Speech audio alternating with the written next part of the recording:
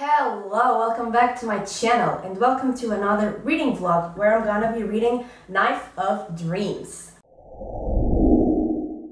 So Knife of Dreams is book 11 in the Wheel of Time series, which is an epic fantasy series, and I have reading vlogs for the 10 previous books in my channel that I will link in the description if you wanna check them out before you watch this one.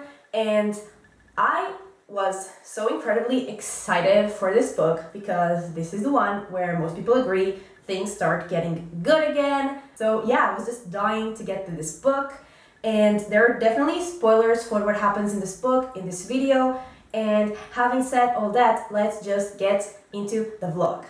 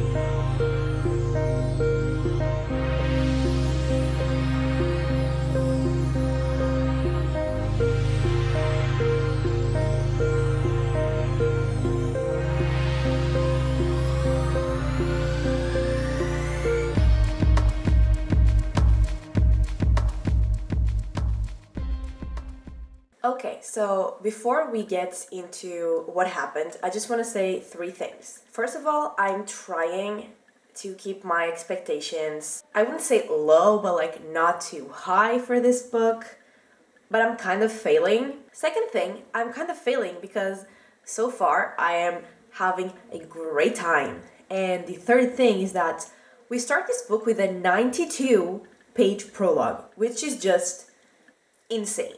And so this book starts with Galad, who is Elaine's half-brother, and he is part of the White Cloaks, and he wants to kill one of the leaders of the White Cloaks because he has heard that that guy has assaulted and killed Morgase, who is Elaine's mother and Galad's stepmother. And so he basically wants revenge. And like, we know that Morgase is not dead, but he doesn't. And so he wants revenge. And there's a fight scene which is really great. And I mean, I love that the book started like with a bang, and Galad does manage to kill the other guy. And then he and the group of other White Cloaks are kind of on the run because he just killed one of the leaders. And also he and the others who are with him want to find someone who will fight with them against the Sianchan.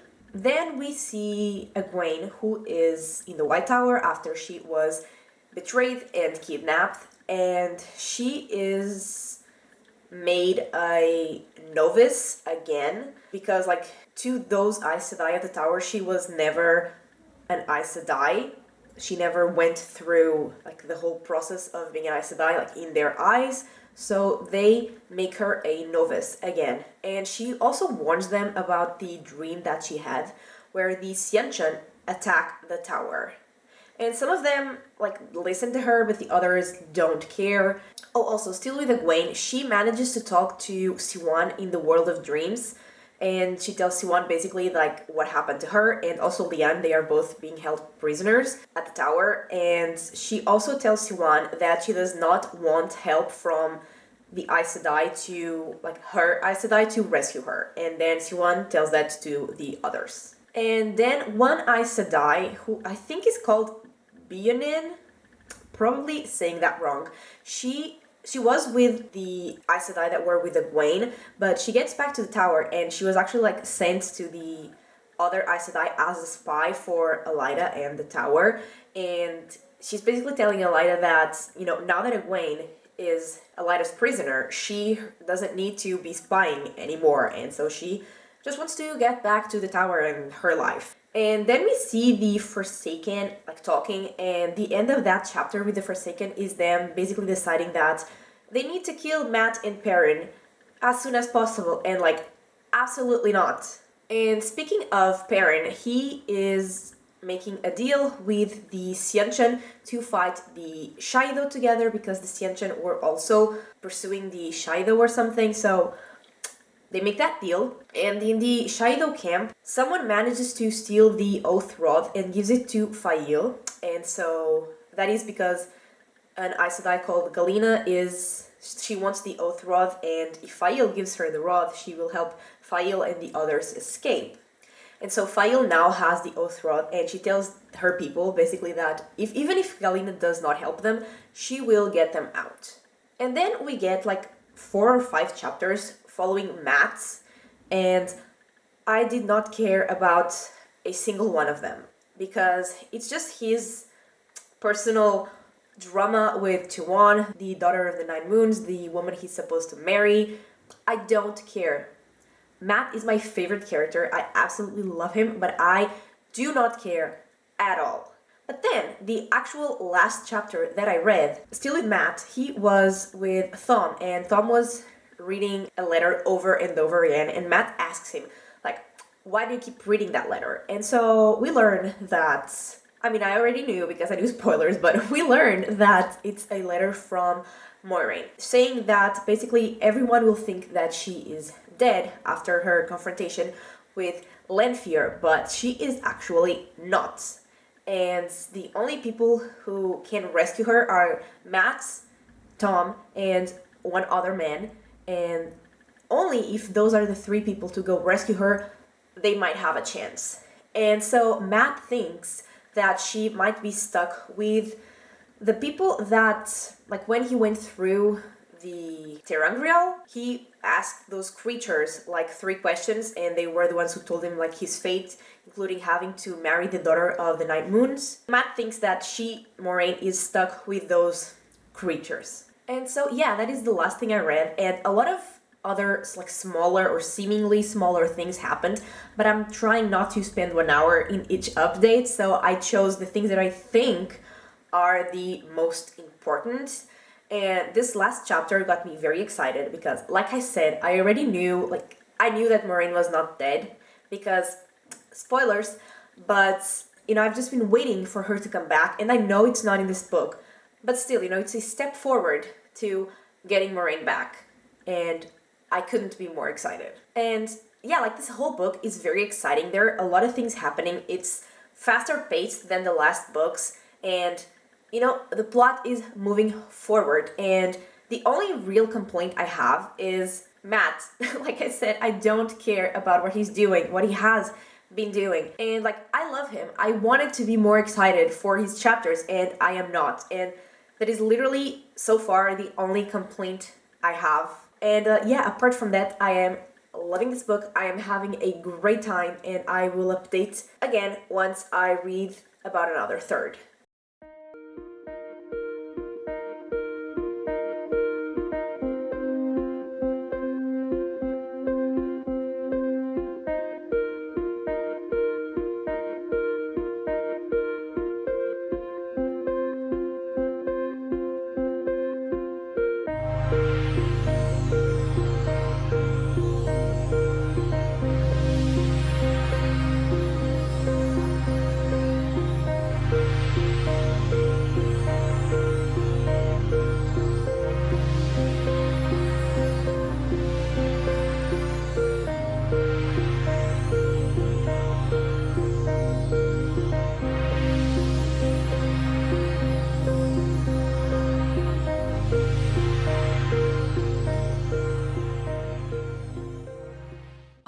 Okay, so I am on page 510, and this time we started with Elaine, and she is still trying to get her throne, and she's also still under siege, and the wise ones tell Avienda, who is there with Elaine, that they are leaving, all the Aiel who are there are leaving, and so Avienda has to leave because she's an Aiel, but also because she's kind of an apprentice of the wise ones, so she has to leave with the rest of the Aiel, and that would be sad when she separated from Elaine. Like, that would be sad if I cared at all about her or their bond. But I do not. Also, this has been like happening throughout the whole book and also in the last one, I think, as well. But the like signs of the Dark One's presence, influence in the world has been like there have been signs everywhere, like food rotting and dead people walking and just like places shifting, like hallways shifting, and they don't go the same ways they did before, and just people getting sick, and just, just a lot of bad things happening that has been happening throughout the whole world. Moving on, we start following Rand and Loyal and the people who are there with them, and Loyal basically gets a visit from his mother, his wife-to-be, and another man from the steading. And basically they are there because Loyal has been out of the steading, like out in the world for too long, and he needs to go back home and also needs to marry... I don't remember her name, but he needs to marry her. So that happens. He actually like gets married. He doesn't really have a choice. And it's not that he doesn't want to marry her. He does. He likes her, but he didn't want to marry her like right away. He wanted to keep like living his life, like enjoying his freedom, exploring the world, writing his book, following the Dragon Reborn. Like that is kind of his dream. And so he did not want to get married right away, but he does. So Loyal is married, and also after he gets married, he sees that Trollocs are coming, and he just warns the others that the Trollocs are coming. And then there is like a fight, a short, small battle between them, like Rand and the Ashaman and whoever's there, and the Trollocs. And Rand and the Ashaman win because basically the Trollocs cannot survive growing through the gateways, and they send them through gateways. And that was really cool. Like, I was not expecting a sort of battle like halfway through the book. So that was really fun. And still with Rand, he is told that the Seanchan have agreed to meet with him, and the daughter of the Nine Moons will meet with him. But we know that she's with Matt, so she'll definitely not meet Rand. And also still about Rand, there is something here that one of the Aes Sedai who is there, because Min was like basically showing how much she loves Rand and how great he is and all that. And the Aes Sedai said, "I cannot see what makes this young woman so vehement for you, boy. Oh, you're pretty enough, I suppose, but I just cannot see it." And I'm like, exactly. And it's not like this young woman, it's 3 young women. And I'm like, what's so special about Rand? Because it's not his personality. Anyway, moving on. Lan, who I think was also with Rand, Nynaeve and Lan were with Rand, and he wants to go to the Borderlands because he is from the Borderlands and he is worried about what is going on there. And so, I mean, he wants to go, but he also doesn't want to leave Nynaeve. But Nynaeve tells him that, if that's something that he feels like he needs to do, he should go. And so he goes. And then she travels, like through the gateways, whatever, to other people who are from the Borderlands as well, I think. And basically asking them if they would accompany Lan, like fight beside him, because she doesn't want him to, get in danger alone, all by himself. And that was pretty decent of her. I have no complaints about Nynaeve. I mean, that's literally the only thing she did in this book so far. But I have no complaints, and that's good, I guess, but also concerning. And basically, the last thing I read, I think, was that one of the Ashaman goes talk to the Aes Sedai, like the ones supporting Egwene, and tells them that 47 of them can bond an Ashaman as a warder. And they're like, why? I mean, that's good news, but why? And basically it's because Logain and the other, like some other Ashaman have bonded Aes Sedai as warders. So it's basically just to like make up for that. So, not as great as the Aes Sedai initially thought, but it's still a better deal than they were expecting to get. So they accept it. And yeah, that is all I have read so far. I mean, again, there are a lot of other like smaller things happening, but these were the things I thought were most important. And I am still loving this book. And also, as unpleasant as it might be for Rand, I love his conversations and like discussions and struggles with Louis Theron in his head, because like Louis Theron also kind of affects him physically, like especially when they are struggling for the one power. That's so entertaining. It's horrible for Rand, but it's so entertaining for me. I love every second of that. And like I said, Nynaeve, I have no complaints. Also, Rand, I have no complaints. And Elaine, just like Perrin, is still like preparing to do what she has been preparing to do for 2 or 3 books now. But again, just like Perrin, it feels like things are actually finally progressing. And I'm loving it. I am having a great time with this book, and I will update again once I finish it.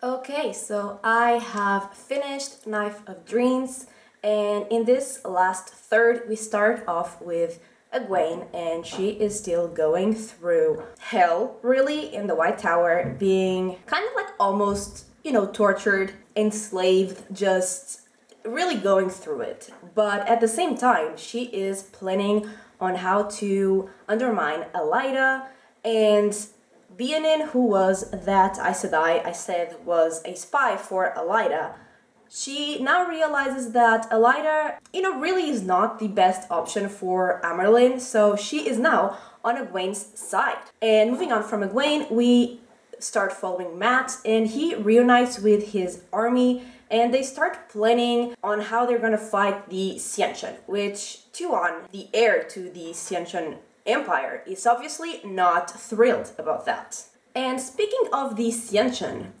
Perrin, unlike Matt, is working with the Xiantian to fight the Shaido, and so they start preparing for the fight, get all the last minute details of their plan. And also Fail, she is meeting Galina to give her the oath rod, and they meet at a town close to the Shaido camp. And they meet at like a house that looks not safe. And so she gives the oath rod to Galina. And then Galina says that she heard something outside and she needs to go check it out. And once Galina is gone, the house collapses. And Galina is trying to escape. But inside, the collapsed house is Morghese, who is pretending to be someone else, but she can channel.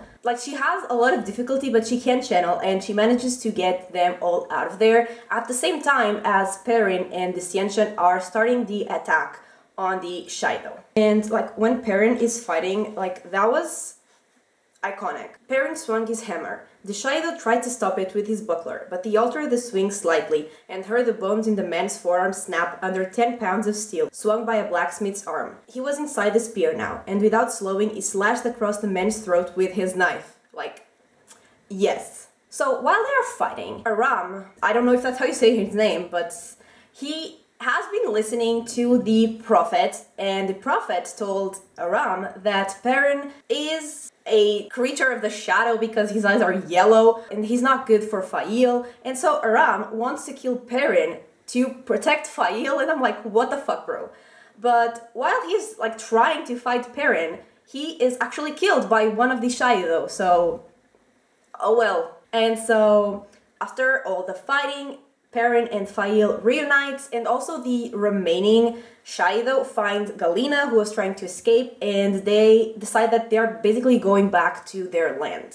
And moving on, Rand goes to his supposed meeting with the Daughter of the Nine Moons, and again, we know it's not her, and when they get there, it looks like she is there, but then the disguise disappears, and it's actually one of the Forsaken pretending to be 2-1, and there is a fight, like another fight, and Rand loses a hand, and also there is something wrong with his eyes.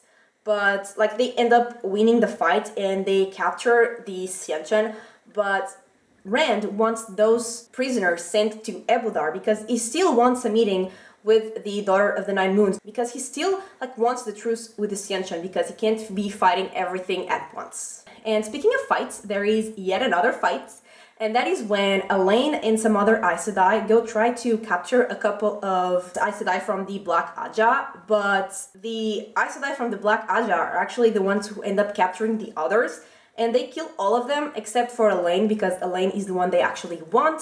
But then Brigitte, through the Warder bond, can sense that Elaine is in danger, and so she basically like creates the rescue plan because she is iconic, and they rescue her. And so after Elaine is rescued, she gets the support of 11 houses, and she only needs 10 to be the queen. So she now has all the support she needs to be the queen. Then we see Matt sending Tuan back to Ebudar because she is in danger. But before she leaves, she completes the marriage ceremony. Because in the last book we learned that the only thing they need to get married is to say that the other is their spouse 3 times. And Matt had already said that she was his wife 3 times. And so she just says that like Matt is her husband 3 damn times, and they are now married. And then she's sent to Ebudar. And then he's still planning to fight the Xianchen. And he's like, you're not my enemy, but the Xianchen are. And she's like, you're not my enemy, but I'm obviously gonna fight for my people. And yeah, that's happening. And then in the epilogue, we see Aes Sedai from the Red Aja going to, like from the White Tower. And we see them going to the Black Tower where the Ashamen are. And they talk to Margarine Time. And basically they want to bond Ashamen as warders, and they're saying like, you already bond Aes Sedai as warders, so we're gonna bond you. And he's like, yeah, sure. Which I'm like, why? You know, because they already offered to the other Aes Sedai. So what is he planning? You know, and also at the end, he says, like, she's also finding it weird that he just accepted, and he said, besides, you must remember the old saying, let the Lord of Chaos rule. To which the Aes Sedai were like, what? I don't like the sound of that. I, on the other hand, love me some chaos, so I do like the sound of that. And yeah, that is how it ended, and let's go into my final thoughts. Oh my god, this book was so good, and I don't know if it's just like so good in comparison to the ones before it, or if it like really is that good, but I feel like it really was that good. And so let's just, as usual, start with the characters, and let's start with like what I had an issue with. And so I love Matt, absolutely love him, he's incredible, but I just do not care about what he has been doing. Basically, he's just been having drama with Tuan and doing little else. And like I said, I do not care, but hopefully, like after they separated, that is over for a while. I'm hoping it is, because I have had enough. Also, like when they separated, Tuan was talking to the guy who was taking her back to Ebudar, and he was saying that Matt like is in love with her, and she like might learn to be in love with him. And I'm just like, but why? You know, where is the relationship development? Because we did have like 3 books with them together, but I felt nothing developing, nothing happening. You know what I mean? Anyway, moving on. So Perrin finally fought the Shaido and got Fail and the rest of his people back. And like I was all here for the fight. Fail, on the other hand, I don't care about her, I don't like her. Yeah, so I'm glad that's done, because once again, like we have been waiting 3 books or around that for that to happen. So yeah, I'm glad that's done, and the fight was great.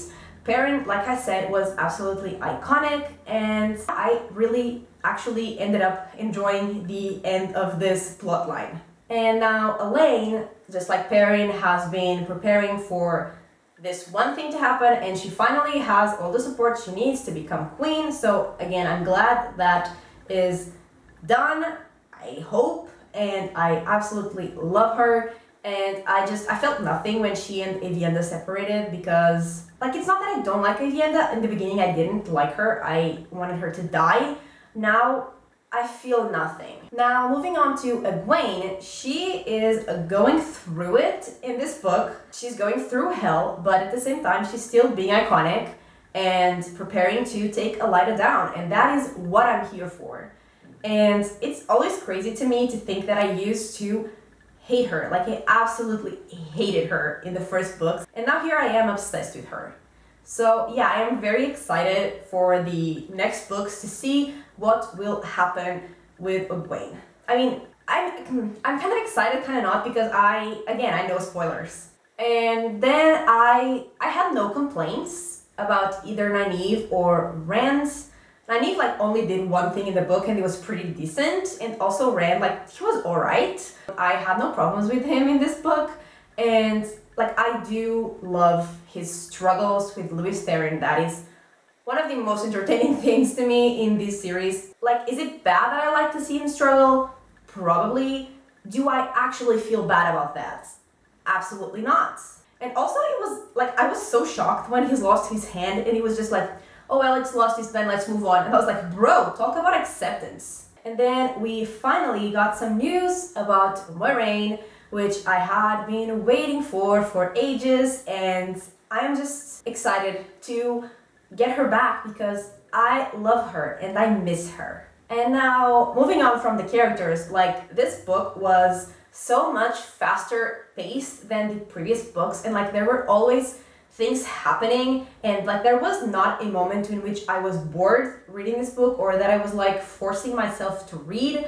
I was just invested throughout all of it. Even in Mac's chapters, which were the ones I cared about the least, I was still, interested, invested, having a good time. And also, there were so many fight scenes in this book, which I just love. And yeah, I absolutely loved this book. It was not like perfect, but it was so good. I had such a great time reading it, and I gave it 4.5 stars. And I think this is everything for this week's video. I really hope you enjoyed it, and if you did, give it a like and subscribe, and I will talk to you next time. Bye!